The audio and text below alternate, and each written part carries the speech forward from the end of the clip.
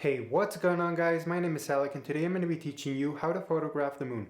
Specifically, I'm going to be teaching you how I shot one of my most popular images to date, which is this photo you see right here. Stick around till the end of the video to see how I combine the dark side of the moon and the bright side into one single shot. But first, let's roll that intro.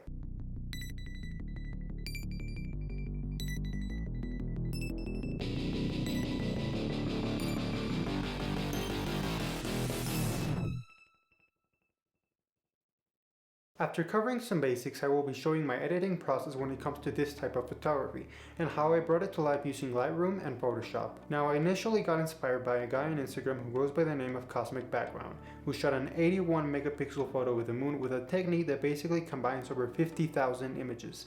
He also used special equipment like a telescope. So in order to create something as stunning as that and avoid taking 50,000 images, which can be a tedious task, I will show you how to do it in one. So first is first, we have to plan the shoot, as this is a very important step in the process. For the image, I shot it in half a full moon, so you want to make sure that firstly the moon is visible at the time you're planning the shoot. Sometimes the moon starts being visible at midnight or sometimes even during the day. So first make sure that the moon is visible at that specific time. Second, make sure there's obviously no clouds covering your shot at the time. The weather app is a popular choice as it lets you see the weather on each hour. Thirdly, make sure it's not in a new moon because otherwise it will not be visible that day. A great app I recommend you for planning moon photography is PhotoPills. It comes with all sorts of tools for all types of photography, but if you go specifically to the moon section, you can see the dates, the moon phase, which if the dark part appears as blue, it means it's not yet over the horizon at that time, therefore it's not visible. And also other tools like moonrise and moonset times are also displayed for planning. There is also an AR option to allow you to see at what position will the moon be in by pointing the camera at a certain angle, which is useful for not dealing with those degree units. Scrolling to the bottom, you can see the position of the sun and moon at the same time, as well as the horizon line. You want to make sure that the sun is below the horizon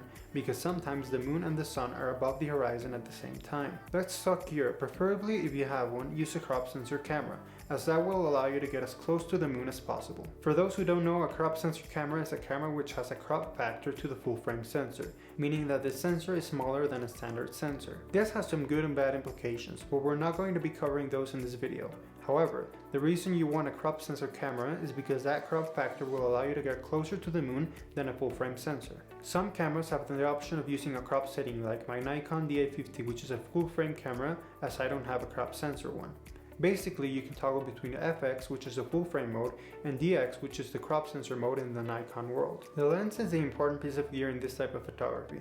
I'm using a huge lens, which is a 150 to 600mm Sigma lens for this shot, but anything above a 300mm focal length will work. This is what determines how close to the moon you are. To get even closer, especially with that full frame camera, I'm going to be using a 2x teleconverter. A teleconverter is a piece of gear that goes behind the lens attached to your camera, which basically multiplies the focal length by the crop factor of your teleconverter. For example, a 2x teleconverter and a 300mm lens will give you 600mm focal length, given that the multiplier doubles the focal length. A 1.4 teleconverter will give you 420mm and so on. I highly recommend you get one. They aren't cheap. Mine cost about $400, but if you're going to be shooting the moon a lot or other types of astrophotography, which means you have to be as close to the subject as possible, this will help a lot. A super important consideration is a tripod, since it's almost impossible to get the moon on your shot without a tripod, given that the zoom on the lens is going to be pretty big. Also, you want to avoid any shake so you can get a crystal clear shot. You will be seeing how the moon moves from your field of view, so you will have to constantly reposition your lens to have the moon on sight. Make sure your lens stabilization is off, since that has moving parts on the lens which can cause the final shot to be blurry due to shake. An external remote is not needed but recommended so you don't shake the camera when you're taking the shot. If you don't have one, just set the camera on a 2-second or 10-second delay to make sure that the shake when you press that trigger is completely gone. For settings, you want to make sure that the shutter speed is fast enough to capture the moon in a still position. As I said, the moon is moving every second, so yes, it will be blurry even if you shoot at 1 second or maybe even less. I suggest 1/50th of a second minimum to capture the moon in a still position.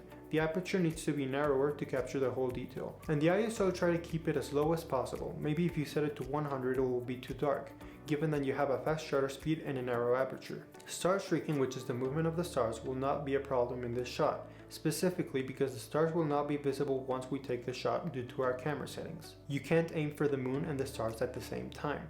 Instead, I will be showing you how to add the stars later on in Photoshop. Focus is key for the moon to be sharp. Do not rely on autofocus because that will not work. Instead, manually adjust the focus ring till the moon is clear. If you have those focus ring labels, set the focus to infinity, if not just rely on the back screen to see when it's in focus. If you notice in the image, I took the dark side slightly underexposed. Whereas if you aim to do that straight out of the camera with no telescope or more expensive gear, it will not come out that way. You'll just see complete darkness, which is expected, given that it is very difficult to aim for the bright and the dark parts together. What I did to make the dark side underexposed but still visible is I duplicated the part that is visible, mirrored it in Photoshop, and adjusted the exposure to make it look like it's the dark side of the moon. I will show you how to do that later on in the computer. Lastly, for the place of shooting, anywhere with a clear sky will mostly be fine. It is highly recommended at a dark location since it will give you more clarity, but it's not super necessary. Since I live in the city and dark spots are far away and hard to reach, I will be shooting it from my backyard. So once you've understood, gathered all your gear and planned accordingly, you're ready to start taking shots. Let's move to the second part of the video, which is how to edit the shot. So I increased the contrast, the shadows, the whites and the blacks, as well as the clarity to about 40. I decreased some of the saturation, made it tone curve, basic S-curve. Then I added some luminance to about 15 since I want the moon to be still sharp and not too soft, and fixed a little bit of white balance, brought it into Photoshop, made a black background so I could resize the moon later, selected the moon with the select subject tool, which is basically selects the moon automatically in Photoshop, then duplicated it to form a perfect circle. Next, I decreased the opacity to about 25% to make it look like the dark side of the moon. Then I rotated it to make it look like it's not straight out of the camera. Then I duplicated some of the dark parts with a clone stamp tool, so it will not be the same in the dark and bright parts since it's a duplicate. I removed some of the noise with basically a black brush on the black parts. Then I added some of the stars, which I will link down below the brush, which I used in the description. Then I basically just selected the moon, made a ton of adjustments, just some stars which were not looking so right, so make sure the stars look natural and not too oversaturated. Then I added a curves adjustment to make an S-curve to target only the bright part of the moon and make it pop. And then I brought it to the top level so it will be above everything. And I targeted that hard line that divides the dark and the bright parts with a mask tool so it wouldn't be too dark. Then I added a tap of a white brush with the white color selected, of course, to make outer glow of the moon. Then I decreased a little bit that opacity, and as you can see, it has some I think it's called bending, fringing. Correct me down in the comments below. So I added some Gaussian blur to get rid of that, and then just masked it out of the moon. Selected the moon, and yeah, that's about how I got this shot. I hope you enjoyed it. So there you have it. That is how I shot one of my most popular images ever, and how you can create your own. If you have any questions or suggestions, please let me know in the comments down below. I hope you enjoyed this tutorial. Please give it a thumbs up and subscribe if you haven't already, and I will see you in the next one. Peace.